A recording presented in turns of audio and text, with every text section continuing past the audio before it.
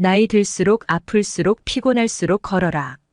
병의 90%는 걷기만 해도 낫는다. 지은이는 나가오 가지 이론. 옮기니 이선정. 발행은 북라이프. 걸으면 걸을수록 모든 질병은 완치된다. 걸으면 근육과 뼈가 튼튼해지면서 나이가 들어 무릎이 쑤시거나 허리가 결리는 증상을 줄일 수 있다. 치매도 걷기로 예방할 수 있으며 증상이 발현되더라도 걸으면 호전된다. 2명 중 1명이 걸려 국민병이라고 불리는 암 역시 걷기로 예방도 하고 치료도 할 수 있다. 기관지 천식이나 교원병 피부 힘줄 관절 등의 결합 조직이 염증을 일으켜 변성되는 질병의 총칭 악유질병이라고도 한다. 면역계 질환뿐 아니라 편두통으로 뇌의 여러 가지 병 역시 걷기가 특효약이다. 불면증이나 우울증 또한 정신과 치료약을 먹지 않아도 걷기로 다스릴 수 있다. 주위의 보살핌이 절실한 요양보호 환자도 걸으면 간병인 없이 생활할 수 있다. 병의 90%는 걷기만 해도 낫는다는 제목에는 지난 20여 년간 외래 환자를 진찰하는 동네 의사로서의 경험과 진심이 담겨 있다. 일부 질환을 제외하면 걷기는 병원에서 매일 진료하고 접하는 병의 대부분을 치료하고 예방하는 데 가장 중요한 열쇠다. 걷기에는 정말이지 장점밖에 없어서 농담을 섞어 말하자면 걷기 때문에 난처해지는 사람은 의사뿐이다. 건강해지면 지금만큼 의사를 찾을 필요가 없기 때문이다. 모두가 걷기를 실천해 환자가 감소하고 자립해서 생활할 수 있는 노인이 많아지면 의료와 간병에 쏟는 사회적 비용을 줄일 수 있다. 최근 고령층이 증가하며 의료비와 간병비가 심각한 사회적 문제로 대두되고 있지만 모두가 걸으면 이러한 부담은 절반으로 줄어들 것이다. 다만 건강 제일주의 인생은 재미가 없다. 건강이 중요하다는 사실은 두말하면 잔소리지만 나는 아무리 의사라도 건강만을 위해 살고 싶지는 않다. 맛있는 음식도 먹고 싶고 때로는 과음을 하는 날도 있다. 무엇을 위해 사는가? 뭐니 해도 나날이 즐겁고 행복하기 위해서 아닐까? 그런 의미에서 고행하듯 걷기를 추천하려는 생각은 결코 없다. 환자에게 걷기를 권하면 힘들어서 싫어요라며 고개를 흔들곤 하는데 걷기는 결코 외롭지 않다. 앞으로 자세히 설명하겠지만 걸으면 행복 호르몬인 세로토닌이 왕성하게 분비된다. 그래서 걷기는 행복 그 자체이자 누구든 간단히 행복해지는 지름길이다. 제대로 알아야 제대로 걷는다. 똑바로 걸어야 치료 효과가 있다. 골반을 앞으로 기울여라. 팔꿈치를 뒤로 최대한 당겨라. 척추를 위로 쭉 내려라 생각하며 걸으면 효과도 2배. 걷기 좋은 신발을 고르는 3가지 방법. 양손을 비워야 자세가 좋아진다. 거리와 지하철을 나만의 피트니스 센터로 허리와 무릎이 아픈 사람에게 추천하는 걷기법. 혼자 걷기 힘들면 노르딕 워킹으로 시작하라. 걷기만으로 부족하다면 춤을 춰라. 제사장 걸으면 인생이 달라진다. 걷는 사람은 얼굴부터 다르다. 걸으면 머리가 좋아지는 2가지 이유. 수명 연장 더 이상 꿈이 아니다. 공부도 일도 걷기로 효과를 본 위인들은 왜 많이 걸었을까? 똑바로 걸어야 치료 효과가 있다. 나는 걷기 전문가가 아니다. 그저 의사로서 매일같이 환자들에게 걷기를 권하는 만큼 어떻게 걸어야 좋은지 내 나름대로 열심히 공부해왔다. 이 원장에서는 동네 의사로 근무하며 환자를 만날 때마다 전하는 이야기와 한정된 진료 시간에는 충분히 설명할 수 없지만 누구나 꼭 알았으면 하는 정보를 소개한다.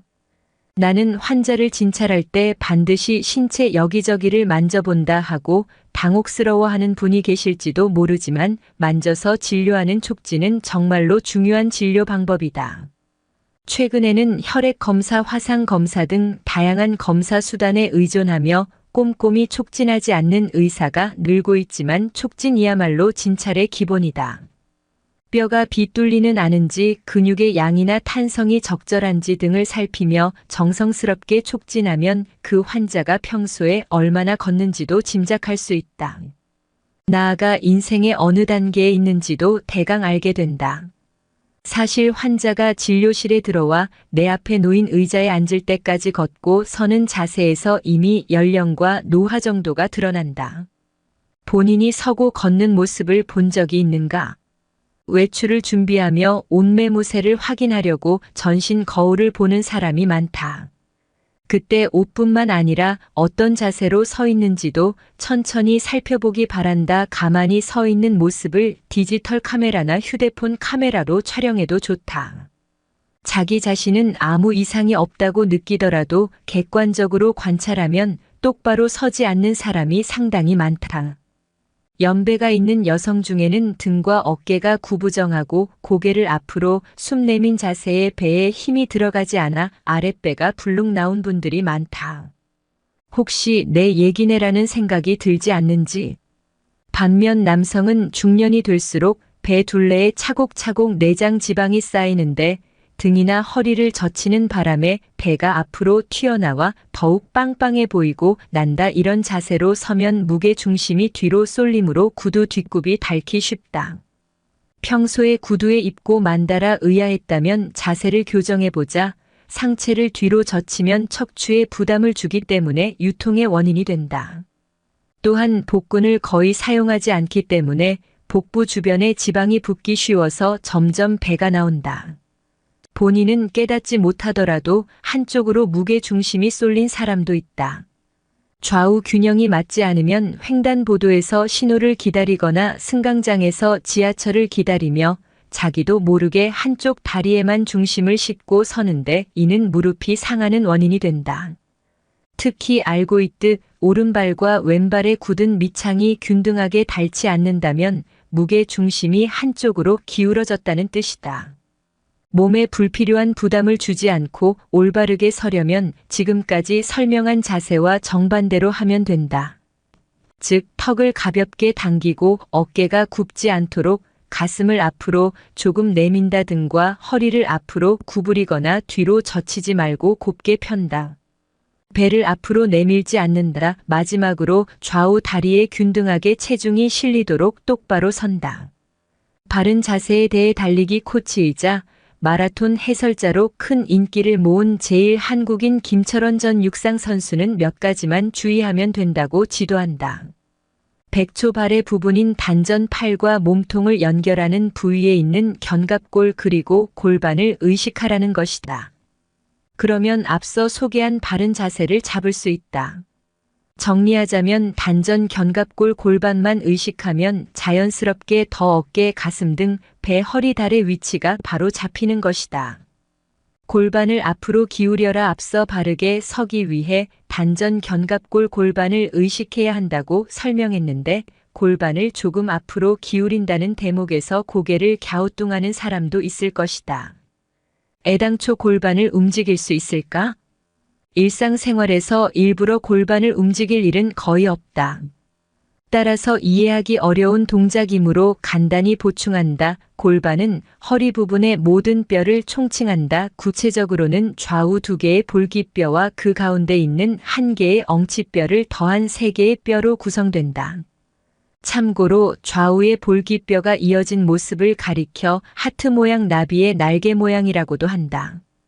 몸통이 골반 위에 놓이기 때문에 골반은 상반신과 하반신의 움직임을 연결한다.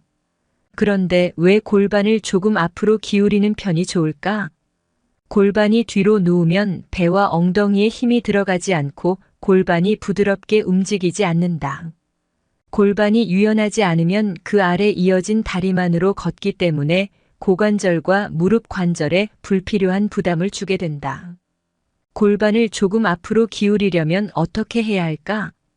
김철현의 말에 따르면 단전에 힘을 준 상태에서 항문을 조이고 엉덩이를 위로 올리면 된다. 직접 해보면 확실히 골반이 살짝 앞으로 기울어서 허리 주위가 시원해지는 느낌이 든다. 이곳으로 골반을 앞으로 살짝 기울이는 감각이 충분히 전해졌기를 바란다. 한편 외래 진찰을 하다 보면 골반이 틀어졌다며 걱정하는 환자도 많다. 적고안에 갔더니 골반이 뒤틀렸대요. 정형외과 선생님이 골반이 비뚤어졌다고 하셨어요. 이렇게 말하며 어두운 얼굴로 진료실에 들어서고는 한다. 출산 전 골반이 뒤틀려서 아기가 나오기 힘들어요라는 말을 들은 뒤 계속 마음에 담아둔 환자도 있었다. 하지만 어느 정도 나이가 들면 누구든 골반이 틀어진다.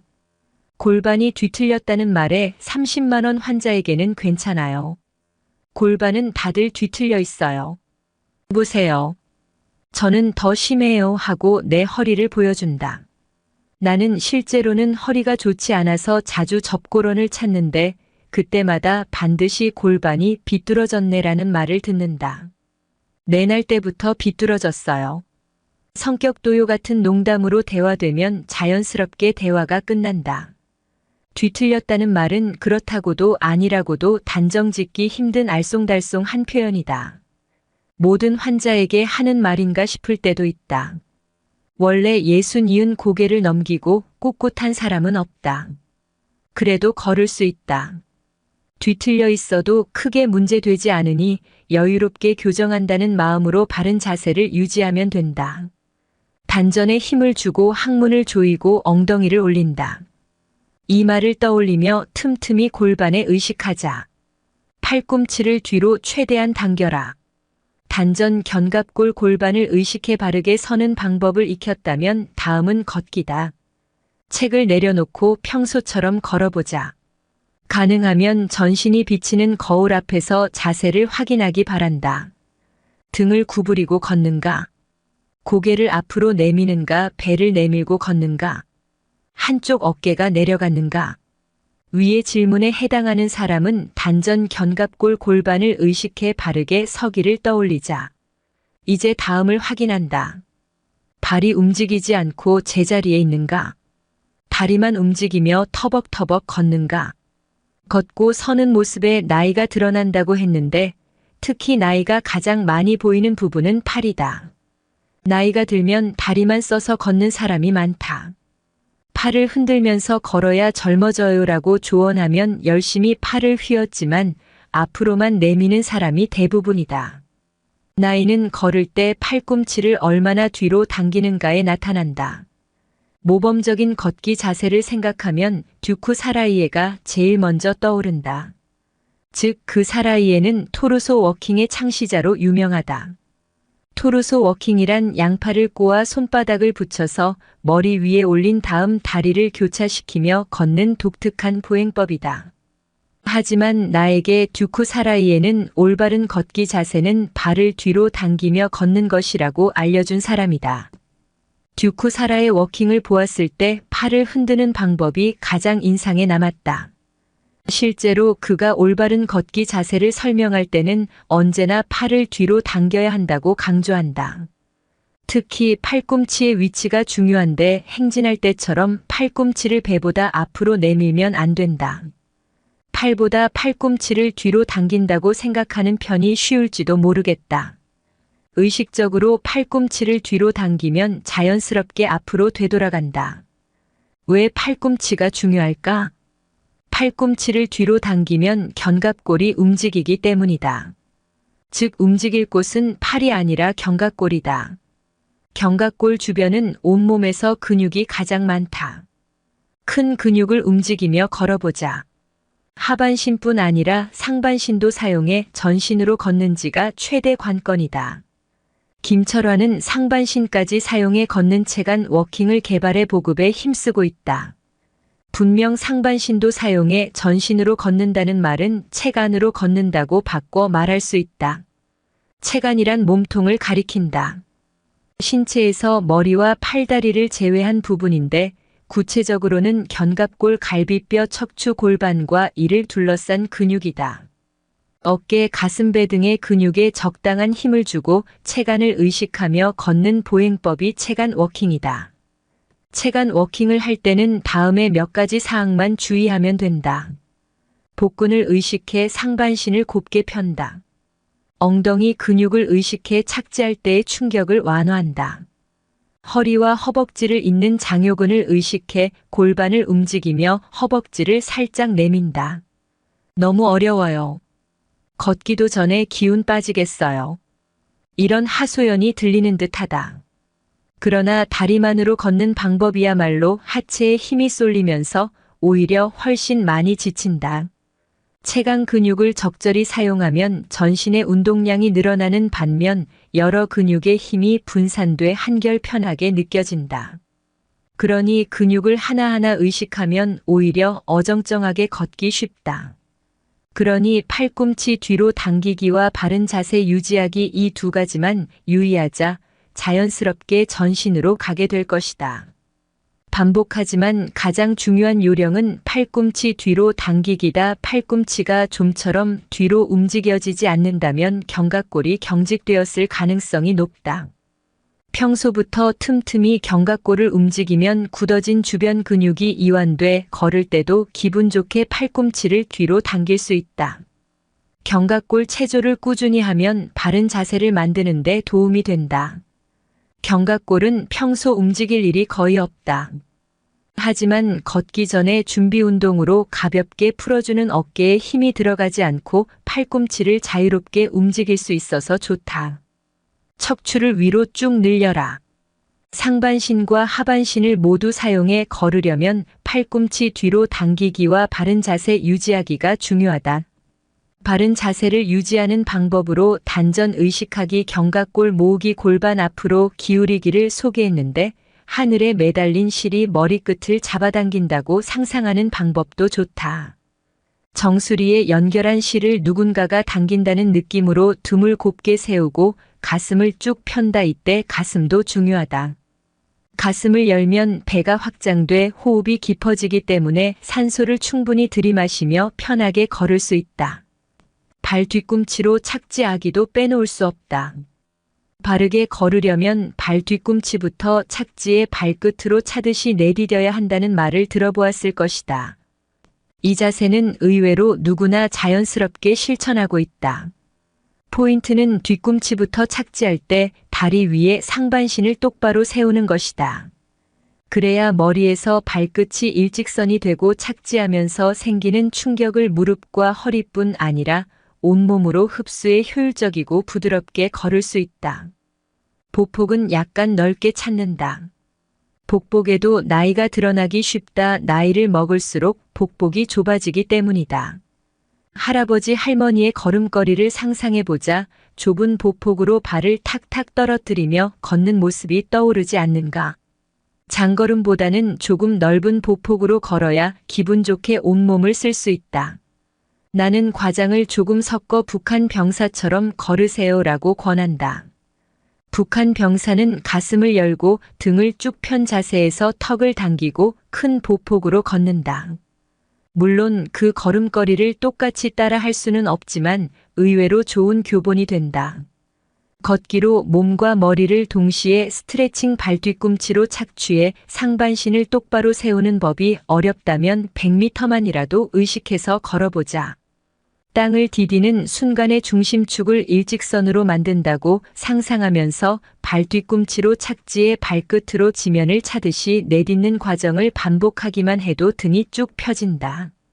사실 바르게 걸으면 전신을 스트레칭하는 효과도 있다.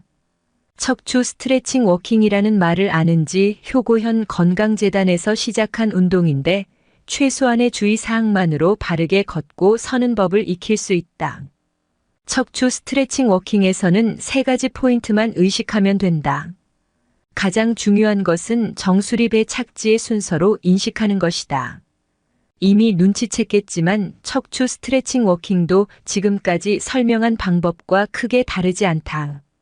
빠진 것은 팔꿈치 뒤로 당기기 정도랄까? 예전에 아마가사키시와 니시노미야시 사이를 흐르는 무코강에서 척추 스트레칭 워킹 대회가 열린 적이 있다. 모든 참가자가 척추 스트레칭 워킹으로 강가를 건넌 시민 행사였는데 나도 참가해.